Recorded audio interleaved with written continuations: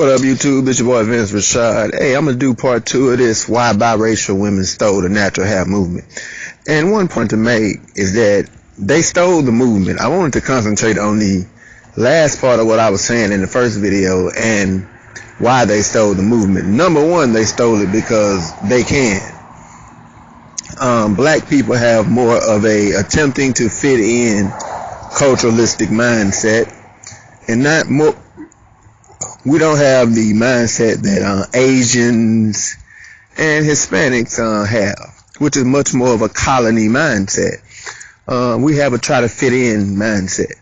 So in trying to fit in, we end up making children that we think will fit into the society better. But also, it's Negropeanism. You know, the conflict between biracial and black women is really a battle of the Negropean woman.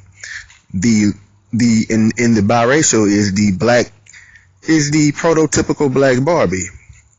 Everything, as I said, that a black woman is trying to do in front of a mirror,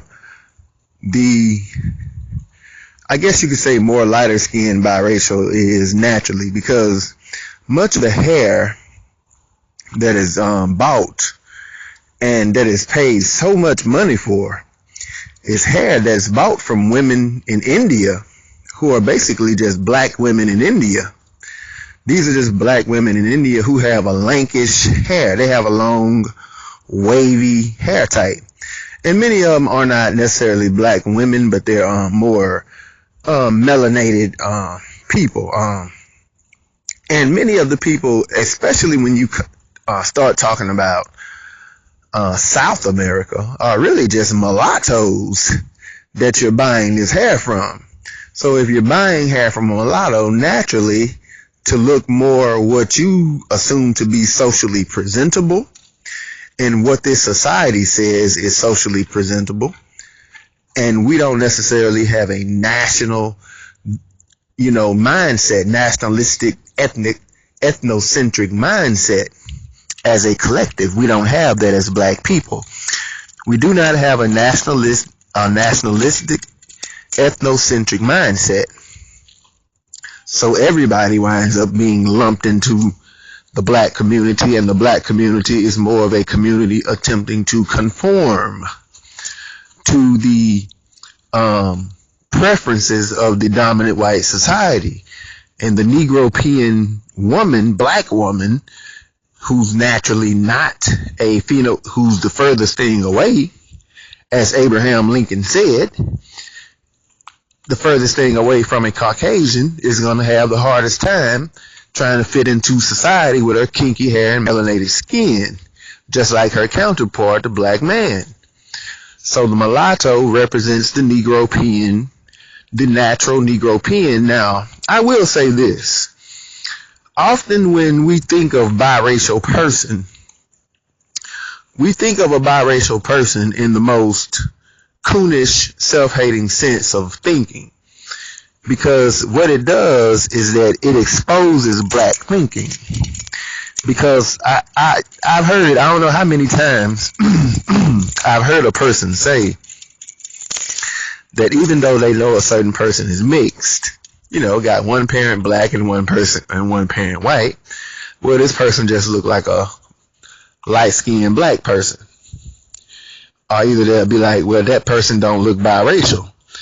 And people forget there is no one way to look when you are biracial. You can look any of many different ways. And if black people and white people massively merge, it's actually going to be a massive chunk of white America which is going to choose to have more brown-skinned babies. Because most biracial people are actually not eggshell white. They're actually more brown, tannish brown. And in many cases, medium brown. Probably like 1/4 to 1/3 of the time, they're almost medium brown skin. They just have a curlier hair. But, and we will often just refer to them as light-skinned black folk. And what it does is that it exposes the mindset of black people when they are in interracial relationships with white people. They're attempting to have children that look more Caucasoid, because what is exactly don't look like a biracial. There's no such thing as a biracial look. But in the natural hair movement, biracial women stole it because they could. They're not going to go to the white community and compete with white women. You don't see you rarely, I ain't going to say you never, but you rarely, if you see a biracial woman in a white female magazine, she's probably going to be a Latino. She's clearly going to be somebody who is Latino. They're probably going to make sure that the theme that comes along with her is a Latino theme. And they're probably going to put her name up there in real big writing. It'll be like Gloria, Martinez or something, or, Tanya Estevan, or Gloria Soares, some, model from Argentina or Brazil or Colombia, and they'll make sure that she's recognized as Latino so as to not put in direct competition with a white woman a potential mixed woman or black woman. The mixed woman comes over to the black side and competes with the black woman. And because she gets favor from the dominant society, she occupies by default a higher position among black people. And that becomes a source of irritation for black women specifically.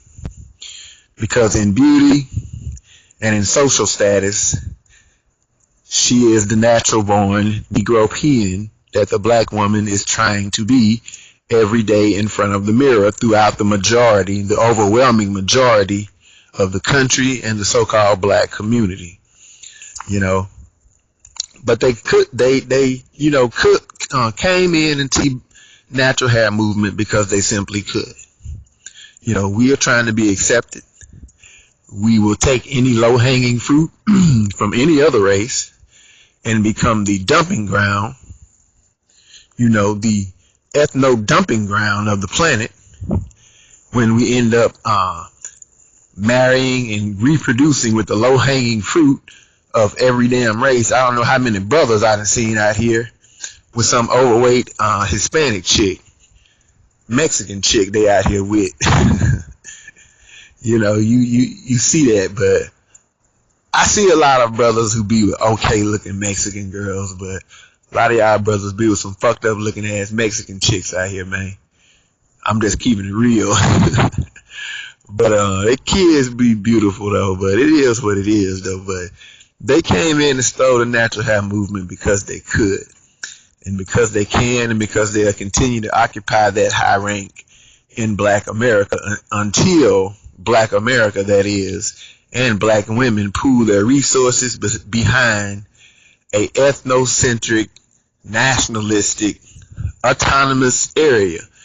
That means to have an economically based community that is in an area that has a very thick, heavy black population, in which you begin to educationally, economically, and socially in every way take over the political system, the real estate, and everything around you. And you can begin to discriminate, because when you do not have anything to kick anybody out of, there's nothing for you to eject biracial people from. They can be part of you all they want to, as long as they're picked, selected, and chosen by members of your group.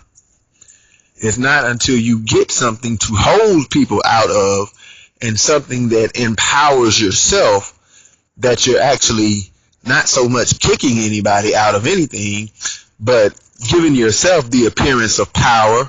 And along with that, along with your prestige, you begin to look better as a people, even if it's only in one particular area.